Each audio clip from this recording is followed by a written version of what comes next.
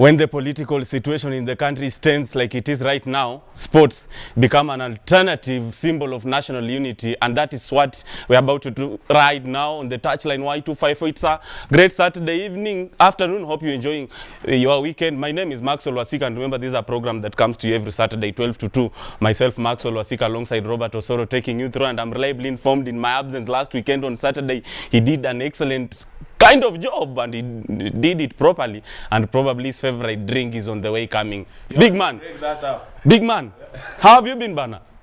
Easy does it. Easy does it. You just maintaining. What's up? Cool and easy, big and ready. Big and ready. For the touchline. Cook and carry.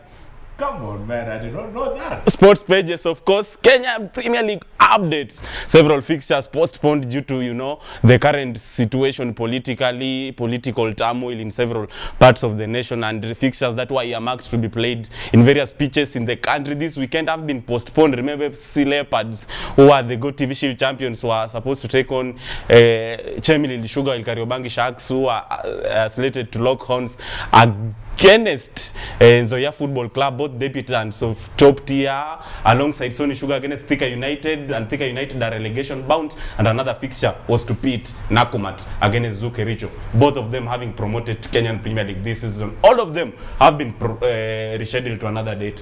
What's your thoughts about the same? Well, the big impact from that is that now the Kenya Premier League is going to the Football Kenya Federation and is asking for the FIFA weekend of the 11th and 12th of November to be given for the Kenya Premier League matches so far, because now it is fixtures congestion to the end of the league that was slated to come to an end on the November 18th. Now it is not coming to an end during that time. And remember, you need these teams to go and rest, to go back and prepare for the CAF Champions League and the CAF Confederations Cup that is slated for February. And when our calendar is open, we usually close on early February, go for a little break, come back during the mid of Christmas there, and start preparations for the CAF Champions League and the CAF Confederations Cup. Now, with all this that is happening, it's an open game. When will these teams get to rest? When will our players get to rest? Those who are traveling and coming back, and get ready for the CAF competitions. And it's only 4 matches to go. And when also Robert is talking about continental football, remember Gor Mahia are already the champions for KPL, having been crowned champions for 16th record time after beating Ulinzi Stars, the military side, last weekend. They only needed a draw to seal the premiership, but they beat them to acquire 3 maximum points and be crowned champions, and they have dominated the top tier. And by the virtue of that, they will be representing the country next year during CAF Champions League football, a tournament or rather championship that Kenyan teams have failed to replicate the glittering scene locally at the big stage. And we shall be engaging sports journalist Kevin Teya, Ronnie Aloyo, to bring us up to speed. What's the problem ailing Kenyan teams when it comes to matters continental football? And remember, FC Leopards were also crowned Go TV Shield champions after beating Kariobangi Sharks, the debutants of top tier, by 2-0, and they will be representing the country in CAF Confederations League. And as we talk right now, of course, it's formality for Gor Mahia fixtures because they are already winners with 4 matches remaining to the end of the season, right? Yeah, it's only now record-setting points. You need the 75 points. Gor Mahia is going for that. And Darian Kerr, the Britain coach who is coaching Gor Mahia, has already told his players, there's nothing like a loss in my curriculum vitae. I'm going for everything. 13 matches already. He has already lost 1 match. The other match, he lost against Everton. It's a big side. You can give him that. But for the Kenya Premier League matches, Darian Kerr and Gor Mahia, home and dry.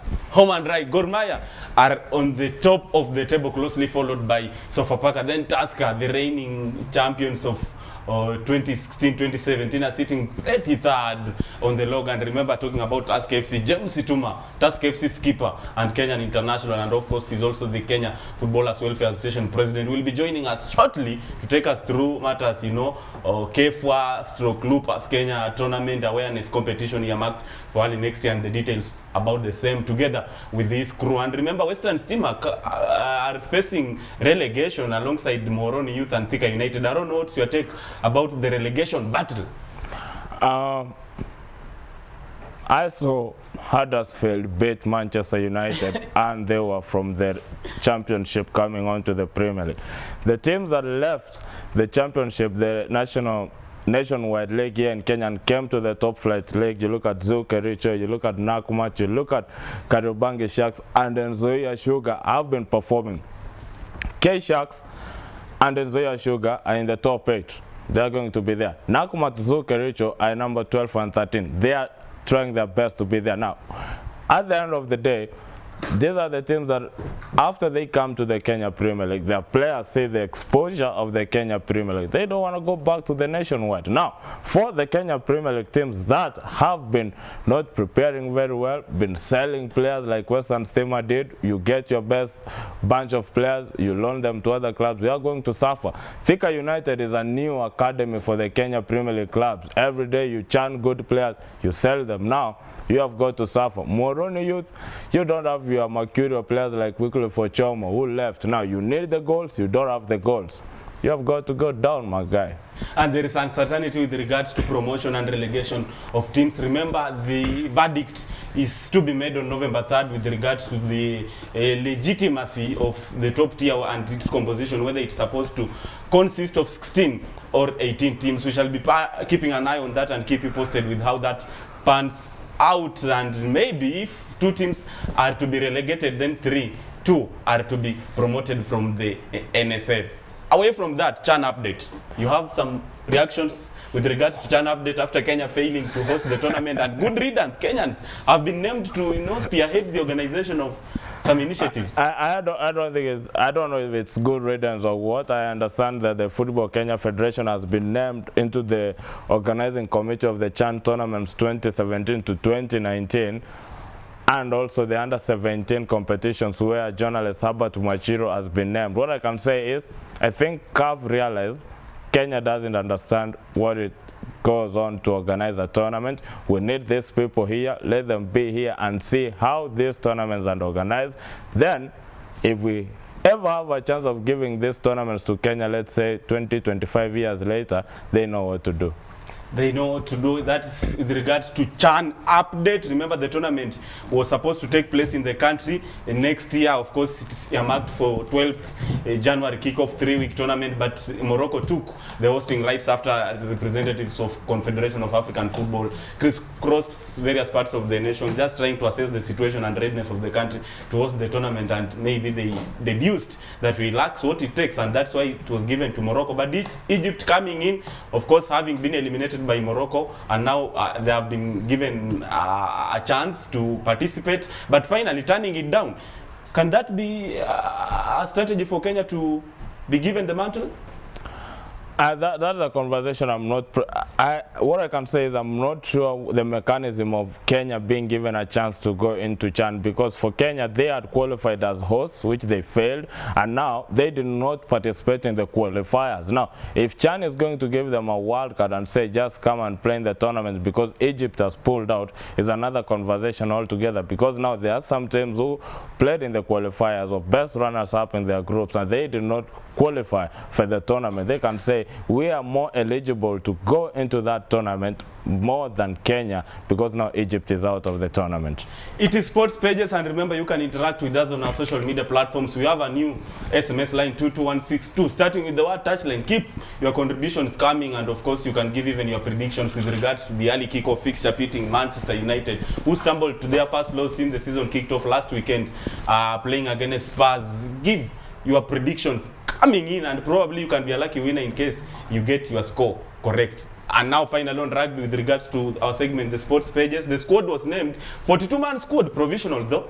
Well, it's a provisional squad for the Kenya Sevens team, but it is supposed to be trimmed to 26 players, and now that had to be in the technical bench. Names of Innocent Simeyu is the one who leading the tax in that, and we have seen great names coming into the lineup. Injera is in the lineup, and we'll be expecting them to be in the 26-man squad. But now the major difference of all this is will not be participating in the ASPOL Sevens down in South Africa, and that is a big blow for the Kenya Sevens team, considering that our Safari Sevens was cancelled. We are done with Kenya Cup, we are done with the series circuit. We needed the Safari Sevens for the warm-up for the Dubai Sevens starting in December 1st. We don't have that. We have failed to go to the ASPOL Sevens in South Africa. It is going to be tough for our players because they need to be in the momentum heading into Dubai. After the ASPOL Sevens, we are supposed to be in Namibia for the Safari Sevens. So I hope that our teams are ready for that, because we need you for the Dubai Sevens. And Starting December 1st, it will be now Innocent Simeyu's season. 42-man squad being named by Innocent Simiyu, the tactician of the Kenya national sevens team. And remember, the squad will be whittled down to 26-man squad, with 18 players being given contracts, then 8 players being dropped to the academies. Standout inclusion, of course, Willie Sambaka, the New Zealand-based, getting a nod alongside several players, of course, who automatically expected to be named. Andrew Amonde retaining his place as the team's keeper alongside Colin Sinjera, all-time try scorer. Of course, Oscar Uma, Oscar Ayodi also coming in. Leonard Mugaisi from Homeboys being named among the squad. Dan Scooter and Bilo Diamba among other players. And of course, that is the sports pages. Let's take a break. We want to come back with EFWA / Lupus Kenya Awareness Tournament with James Tuma, Tusker FC captain, KEFA Footballers Welfare Association president, and of course Kenya International with this crew to take us through what the tournament entails. It's the touchline on Y254. Interact with us.